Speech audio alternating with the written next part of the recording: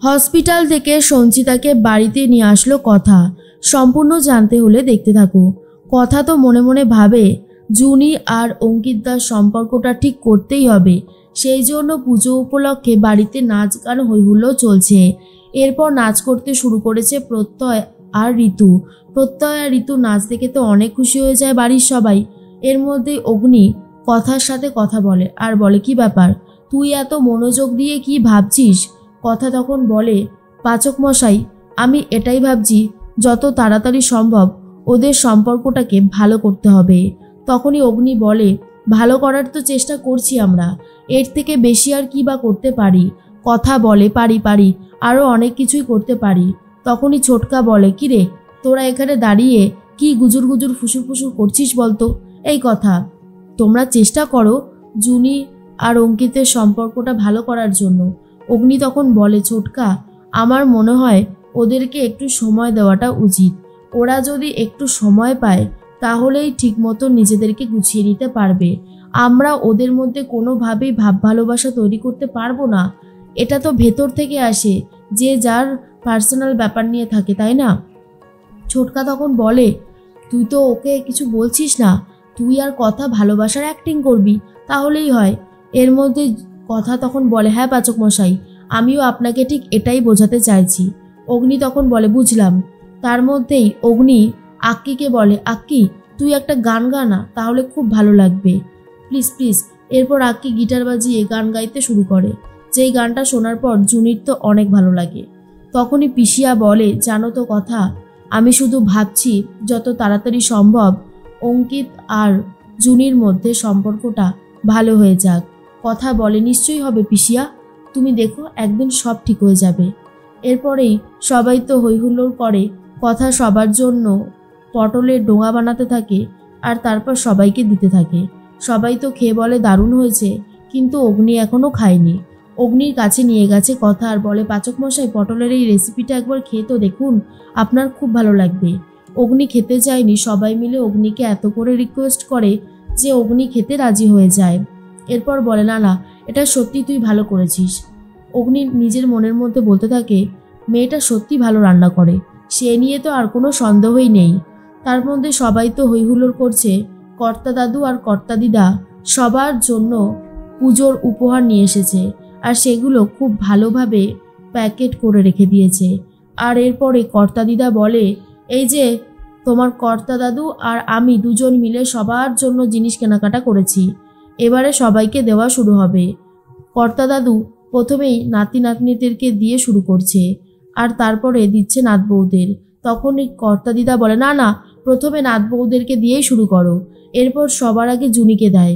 জুনি তো অনেক খুশি হয়ে যায়, যেটা দেখার পর চিত্রা বলে, এদের বাড়াবাড়িটা আর মেনে নিতে পারি না।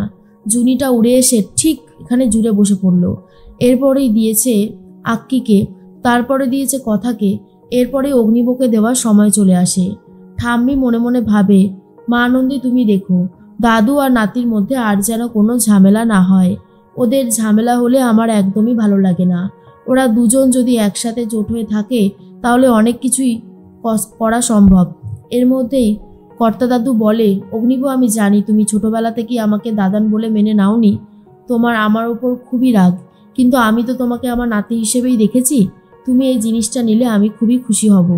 অগ্নি তখন দাদুর হাত থেকে জিনিসটা নিয়ে নেয়, কারণ অগ্নির মায়ের কথা মনে পড়ে যায়। তার মা ছোটবেলায় তাকে বুঝিয়েছিল সবসময় এত রাগ ভালো না, সবসময় এত রাগ করতেও নেই। কর্তা দাদুর সাথে অগ্নির সম্পর্কটা যাতে ভালো হয়ে যায় তার চেষ্টাও করেছে কথা, কিন্তু সেরকম কোনো রেজাল্ট পায়নি।